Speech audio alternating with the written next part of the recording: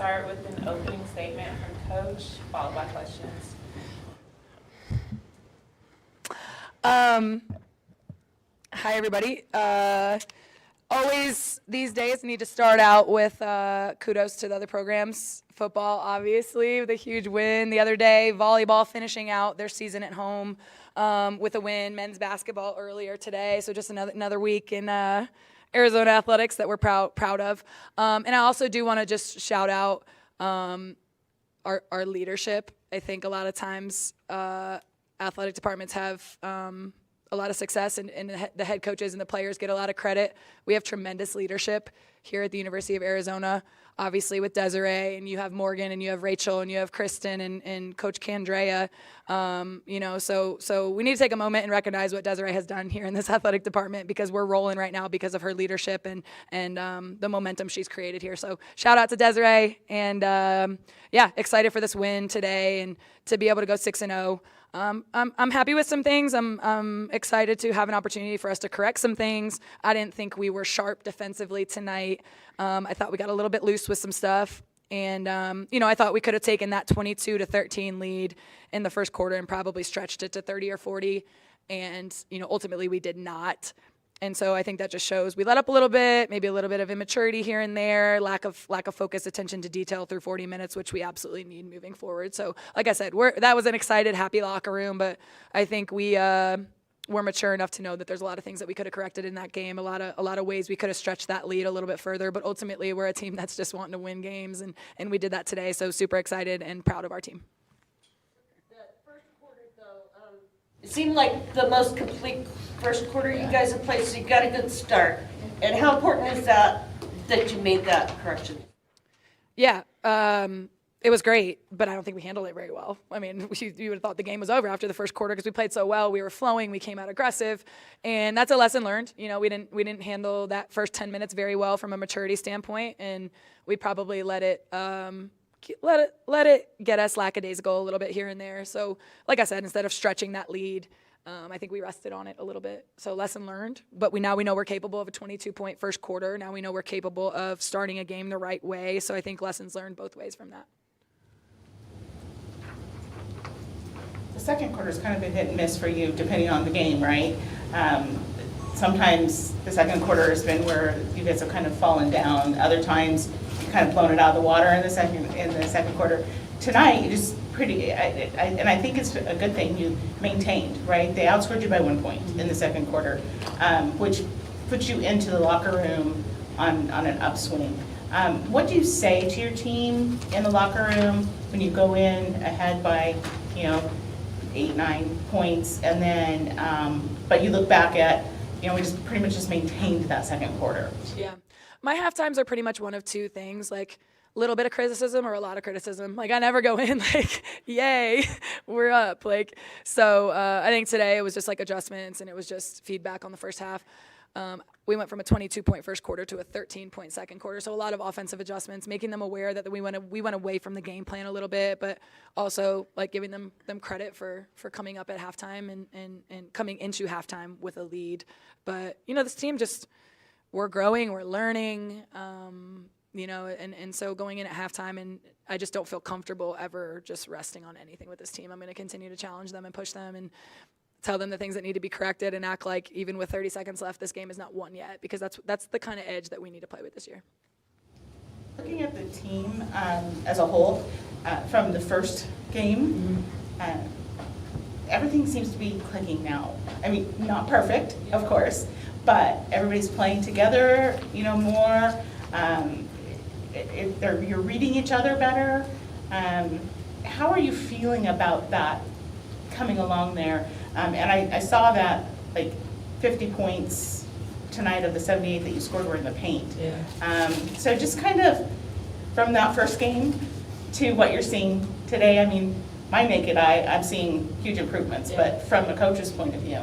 Yeah, I feel really good about our trajectory, and it's not just going to be straight up. There's still going to be some lulls. There's going to be some things that happens. There's going to be a couple games here and there where we take a couple steps back, but everybody wanted to sit here in our first exhibition game and fire the alarm and sound the alarm, but this takes time. Like, it takes time. We are 6 games in, and you've seen the amount of improvement. Imagine when we're 20 games in. Imagine when we're in year 2. Like, it just takes time, but credit to our players for just coming in every single day and just continuing to want to get better. And it's not for them big picture, we need to go win 25 games this year, we need to go, do all these things. It's like, come into practice and let's get better at this today. Come into practice, let's get better at this today. So you're seeing the trajectory, you're seeing the time spent together, you're seeing you need game experience with one another. No matter how many scrimmages you do, no matter how many times you go against your scout guys, they need game experience together. So 6 games times 40 minutes, I mean, that's been invaluable, and you just see the improvement game by game by game. Achul's going to get a tremendous amount of experience from her time on the floor today. So it just takes time. It's not something that you can just rush or speed up. And we've been patient. Luckily, we've been winning along the way. But the goal is every single game just to continue to get better.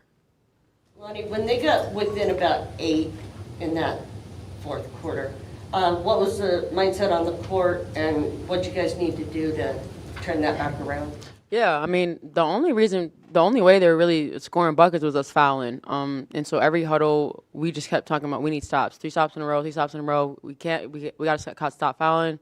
No more. I mean, my closeouts were bad today. Just like Coach said, sticking to the game plan. I mean, we got to have big gaps. We just got to stay solid. And that's not what we were doing. We were just fouling everywhere, helping from everywhere. Like, it was just undisciplined. For Coach and Lonnie, how crucial has it been to have her on the roster, have that familiarity with you, and then translate that to the rest of the roster? And for Lonnie, what were some of those things when you got here that you wanted to make sure the rest of the team knew about Coach's style and what the brand of basketball would look like? Yeah, it's been I'm on the sideline, and I have a tremendous amount of relief anytime the ball's in Lonnie's hands. I know she knows exactly what I want. I just I breathe easier knowing that's my dog, and somebody that's extremely loyal to me and has my back. She knows I have hers. And so it's just, I think when you take over a new program, I think taking people with you that are your people is really important from a staff standpoint, from a player standpoint. I think the world of Lonnie. I trust her. I think she trusts me, and so just having that relationship when you look out there and you have somebody that's been there with you. Like, her and I won 30 games together last year. Her and I went through a lot last year together, and we're very close because of it. So to just have somebody that knows me, that I know, it's extremely comforting, and that's why it was really, really important, and I'm super thankful that she decided to join us here. Yeah, just like what she said, I mean, our relationship, you would think I've been playing under her for years. I have utmost respect and trust for Coach Burke, and so coming into Arizona, having a whole new team, I tried to have as many team meetings as possible, just letting them know, she's not about no bluff. Call it, we'll see it. She's all about what she talks. She walks what she talks. She lives what she talks, and she just wants her standards, how she lives her life, exactly how she wants us to live ours on and off the court. And that's just what I've been trying to emphasize and tell the other players, we have to be this because that's how we win, not because, Coach Burke is this, Coach Burke is that. No, that's what we got to do to win. And we were a small team at Buffalo, and so being small here, it's the same mindset, same mentality. We got to come out, we got to be dogs. Our first exhibition game, y'all saw us like puppies, and we're growing and growing and growing every game. And so hopefully by the time we need it, we're gonna be there. So. In light of what you're saying about the relationship, I was curious, Coach, what the decision was. You didn't start Lonnie, didn't play for a quarter. Was there? Being as you guys know each other pretty well, what happened there, and has that resulted in anything? Yeah, just Lonnie being competitive, me holding people to a standard. There was no bad intentions on anything, but I hold a standard in this program, and how I hold one player accountable is how I'd hold anybody accountable. Do I want Lonnie on the bench for a quarter? Absolutely not. But I'm going to hold Lonnie accountable the same way I'll hold a Joel and the same way I'll hold a walk-on. You know what I mean? And so that's what we're building this year, culture. And Lonnie was so mature about it and handled it extremely well and came in the second quarter and played the rest of the 30 minutes and kept it moving. But I'm going to send a message to our entire program about how I'm handling things with one player is how I'm going to handle them with every player. So nothing serious, but a moment where I had to hold her accountable, and she took it and was mature about it, and we moved on from it. But it's the message that you send to your program that it doesn't matter who you are. We are building a culture here, and we're going to stick to our standards and our values. Did you have to go through that at all at Buffalo, where there was a little bit of a, a moment like that? I don't really have a take. I'm right with Coach Burke. I mean, she over my year at Buffalo, and to hear she knows who I am, and she knows exactly how to go about things with me. We can talk about things one-on-one, hear each other out, and but at the end of the day, she's a coach and I'm the player. Having success tonight on your hometown, what was the feeling and what was working for you? It feels great, like my mom's back in town, my whole family's here watching me, so it feels good. I mean, just doing the stuff we practice every single day, like finishing in the paint, that's what I do. And how has it been, being patient to get your time on the court? I mean, I'm always ready. Like, I know, like, the matchups are not always going to work out for me, and I understand because I know when Big 12 play comes, like, I'm going to need to show up, and I'll be ready. For Coach, you guys got out-rebounded by 3 this game. Do you think that's more just effort, or is it just kind of just the level of height differential, or what was maybe going into that? Yeah, I thought it was a little bit of the effort piece, just a little bit of the, like, lackadaisical moments that I was talking about, where I just didn't feel great about some moments in the game. There was a lot to clean up, and we're going to watch it and we're going to clean it up. And they know, like they knew before I walked in that locker room, man, we weren't great defensively today. We had some loose balls. We weren't first to the floor. And like to Lonnie's point, if we're not that gritty dog, like first to the, you might squeak by Cal State Bakersfield, but we're not going to do what we ultimately want to do, which is compete in the Big 12. So we got some stuff to clean up, and we will. Becky, I was just following up. I wasn't sure if Freddie Wallace, is she not on the team anymore, or what happened? Yeah, Freddie's no longer with the program, and we wish her the absolute best moving forward in her future endeavors. Last I saw you were saying you were hoping it was going to work out. But, was there a breaking point or something like that?